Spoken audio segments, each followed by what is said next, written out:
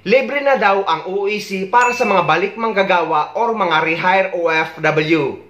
Pero di ba ang rehire OFW or mga balik manggagawa ay yung mga OFW na babalik under the same employer?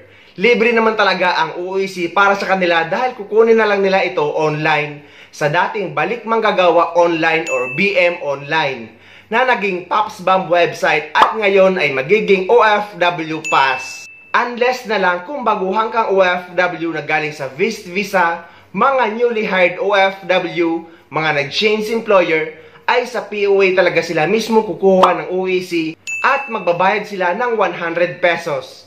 Pero yung mga OFW na balik manggagawa or babalik sa parehong employer, ay libre naman talaga ito na kukunin sa dating BM online or balik manggagawa online na naging PAPSBAM account na ngayon.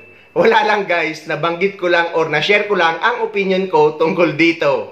Pero hindi ko sinasabi na against ako sa OFW Pass dahil talagang napakaganda ang hangarin nito.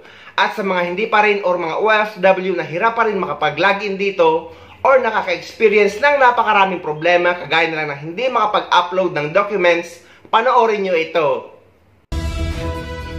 Inanunsyo ng Department of Migrant Workers sa DMW na ibibigay na ng libre ang issuance ng Overseas Employment Certificate o OAC para sa mga rehire o balik manggagawa na mga OFW.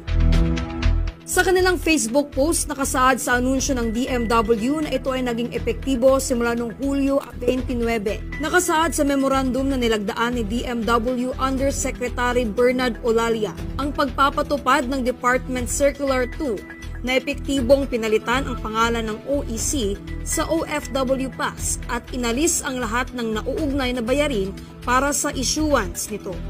Bukod dito, ipinaalam ng DMW sa publiko na kasalukuyang itong nagsasagawa ng pilot test run para sa OFW Pass at sa mobile app ng ahensya.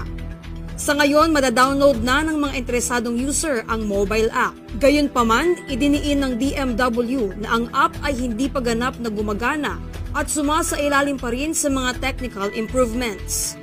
Ang pilot test run ay hindi limitado sa Pilipinas, ngunit umaabot sa ilang iba pang mga bansa, kabilang ang Kingdom of Saudi Arabia, United Arab Emirates, Singapore, Hong Kong, Malaysia, Qatar, Oman, Taiwan, Japan at United Kingdom. Gayunpaman, pinapayuhan ng DMW ang mga kalahok sa pilot test run na maging matyaga dahil ang mataas na bilang ng mga user na nag-access sa mga digital na platform ay maaring humantong sa mga pagkaantala sa oras ng pagtugon ng server. Ang mga OFW ay maaring magsumite ng kanilang feedback at mungkahi sa pamamagitan ng iba't ibang channel kabilang ang email sa ofwpass@dmw.gov.ph. So ayun guys, kaya huwag kayong mai-stress kung hindi pa rin kayo makapag-login or hindi pa rin kayo makakuha ng inyong OFW Pass. Dahil napakarami pa talagang pagbabago or update ang ginagawa nila sa DMW mobile app. At pwede din kayo magpaabot sa kanila ng reklamo nyo or mga experience nyo sa pag-login nyo dito sa pamamagitan ng WhatsApp or email address na ilalagay ko sa description ng video na ito.